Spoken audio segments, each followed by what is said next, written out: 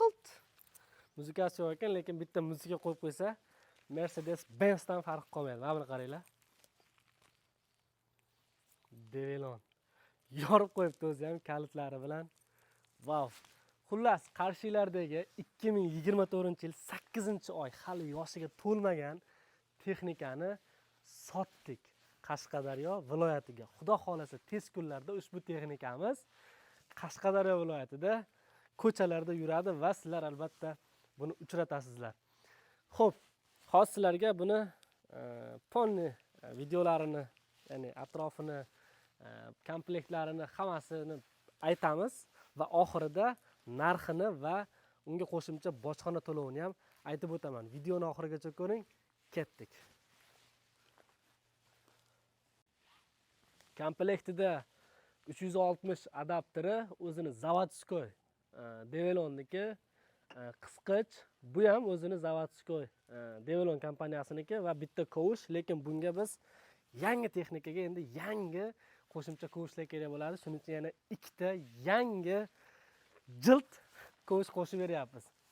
Xo'p, shunda texnikada jami 3 ta kovush 360 va o'zini qisqichi bilan bo'ladi. E'tibor beringlar, hali kraskasi qirilmagan texnika egasiga nasib qilsin. Hech qayerlaridan bir yog', endi shilang qo'yib yuborgan joylari haqida gapirish kerak yo'q, lekin sizlarga bir turishini baribir ko'rsatamiz. Balonlarini qarang. Taglari ham vafshi zo'r turibdi.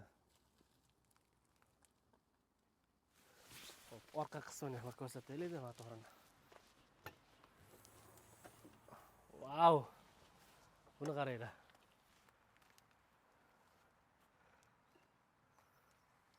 Hammaga nasib qilsin shunaqa texnikalar. Xudo xolasa tez orada Qashqadaryoni ko'chalarida changitib yuradi. Kimdirlar Develon deydi, kimdirlar Dosan deydi. Dosan deb aytsak, bu Dosan emas-ku deb aytishyapti. Bilasizlar, Dosan kompaniyasini sotib olgan Develon kompaniyasi. Sobiq Dosan hozir Develon bo'lib chiqyapti. Ikkalasi deyarli bir xil. Ranglarida ham e'tibor bersanglar o'zgarish bo'lmagan. Xudo xolasa bundan hozir bir 3 ta sotdik biz O'zbekistonga. Bu 3-chi yo 4-chisi. Hyundai Volvolardan keyin hozirda O'zbekistonga Develon Dosan texnikasi ham yaxshi ketyapti. Endi bunaqa yangi texnikani ichini ko'rsataylik, aytmoq. Bunaqa pultini bosish kerak-ku. Qaranglar mana. Chuq. Ko'rdinglar? Bunaqa yangi texnikani olib borib ishlatgan odam bilmadim, Mers minganday bo'ladi o'zi ham. Soati 60 soat.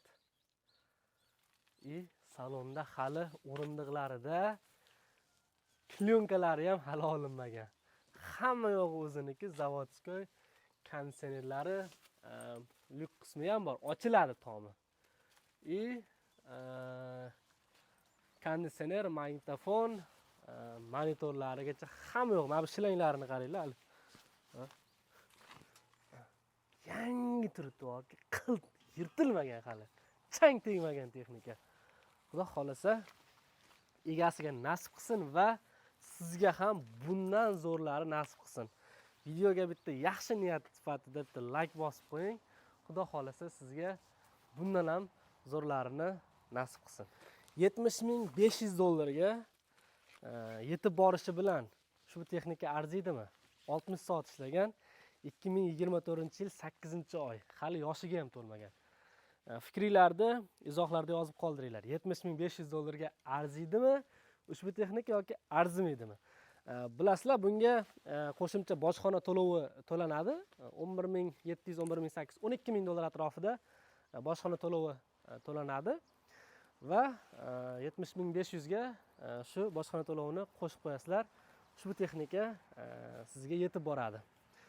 Bizga quyidagi telefon raqamlariga bog'lansanglar, qarab turibsizlar, ko'rib turibsizlar, shunaqa chiroyli, zo'r, sifatli texnikalarni yetkazib berishga sizlarga biz albatta harakat qilamiz.